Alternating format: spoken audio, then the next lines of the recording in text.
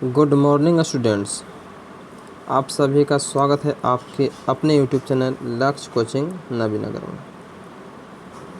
आज हम लोग बिहार बोर्ड क्लास 10th के लिए साइंस का ऑब्जेक्टिव क्वेश्चन प्रैक्टिस करने वाले हैं, जिसमें आज हम लोग भौतिकी का पहला चैप्टर जिसका नाम है प्रकाश का परावर्तन और अपवर्तन। प्रकाश का परावर्तन और अपवर्तन, ठीक है।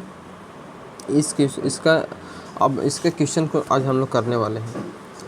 डेली हम लोग 20 से 25 क्वेश्चन डेली हम लोग करेंगे।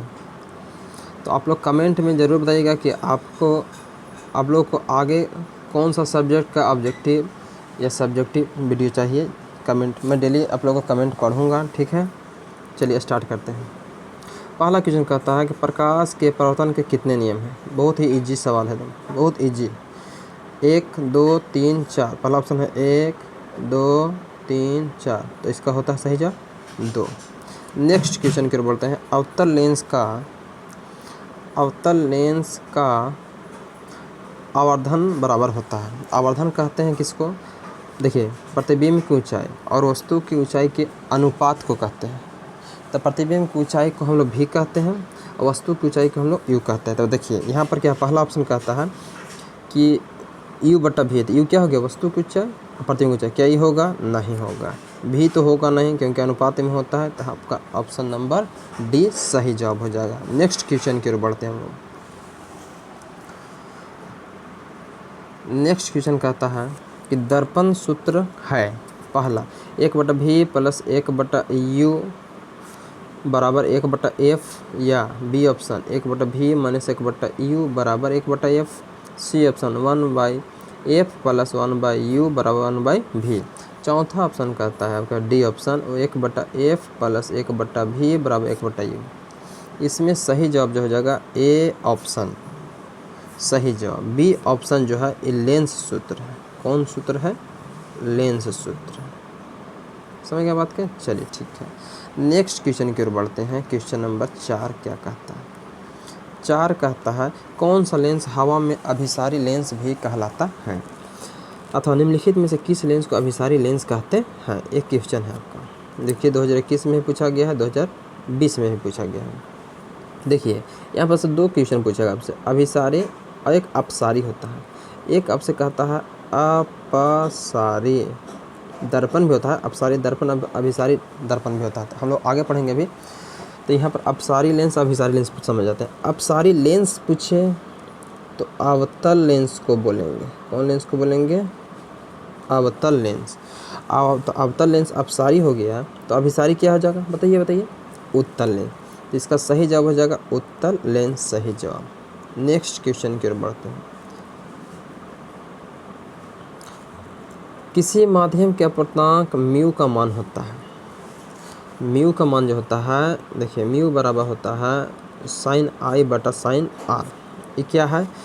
जब प्रकाश का अपवर्तन दूसरा नियम हम लोग पढ़ते थे, तो उसमें बोला जाता है कि आपतन कोण की जया और अपवर्तन कोण की जया का अनुपात एक नियतांक होता है। तो आई को, छोटा आई को बोलते हैं आपतन कोण को सूचित करता है, और छोटा आर अपवर्तन कोण को सूचित करता है।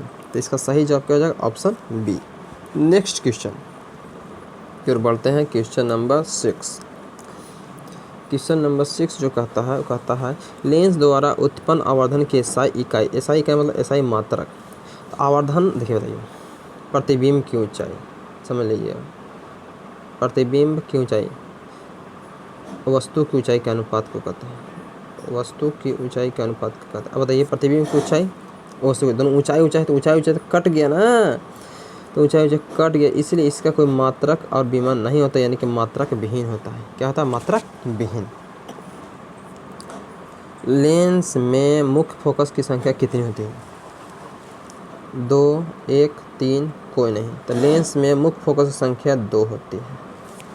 प्रकाश के अपवर्तन के कितने नियम हैं? तो जितने परावर्तन के उतने ही अपवर्तन के। तो अपवर्तन के बताइए कितने होते हैं? अपवर्तन के 2, तो परावर्तन के उतना ही है, ठीक है।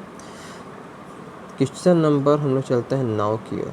क्वेश्चन नंबर 9 कहता है कि दाढ़ी बनाने में कौन सा दर्पण उपयुक्त है? दाढ़ी बनाने के लिए पूछा है, तो बताइए। दाढ़ी बनाने के लिए कौन सा दर्पण उपयुक्त है? समतल दर्पण, उत्तल दर्पण, अवतल दर्पण। देखिए उत्तल दर्पण का एक उपयोग याद रखिए आप लोग, साइड मिरर के रूप में। साइड मिरर समझते हैं, गाड़ी में पीछे देखने के लिए जो काम किया जाता है, साइड मिरर के रूप में। बाद बाकी कुछ भी पूछेगा अवतल मार दीजिएगा। तो इसका सही जवाब क्या हो जाएगा बताइए जल्दी आप। इसका सही जवाब क्या हो जाएगा दाढ़ी बनाने में? अवतल दर्पण। प्रकाशिक माध्यम कितने प्रकार के होते हैं? देखिए यहाँ पर से 2 प्रकार की क्वेश्चन पूछेगा। प्रकाशिक लगा दिया है, एक केवल माध्यम पूछेगा। माध्यम भी 3, देखिए माध्यम कौन कौन होते हैं? ठोस, द्रव, गैस। ये केवल माध्यम की बात कर रहे हैं, प्रकाशिक माध्यम नहीं है।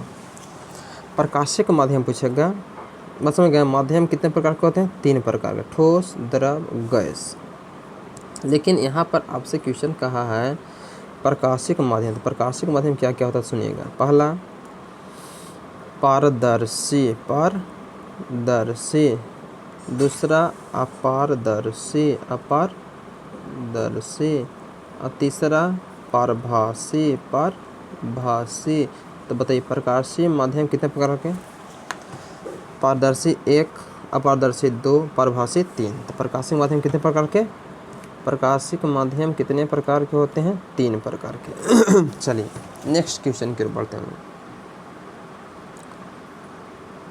नेक्स्ट क्वेश्चन, हाँ, समतल दर्पण की फोकस दूरी होती है। देखिए समतल दर्पण की फोकस दूरी आपसे पूछ दिया है।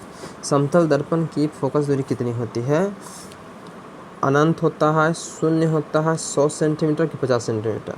तो समतल दर्पण की जो फोकस दूरी होता है अनंत होता है। ये सब वायु में प्रकाश की चाल। क्वेश्चन नंबर नेक्स्ट, वायु में प्रकाश की चाल निर्वात की अपेक्षा होती है। देखिए प्रकाश की चाल जो होता है निर्वात में सबसे ज़्यादा होता है। निर्वात में सबसे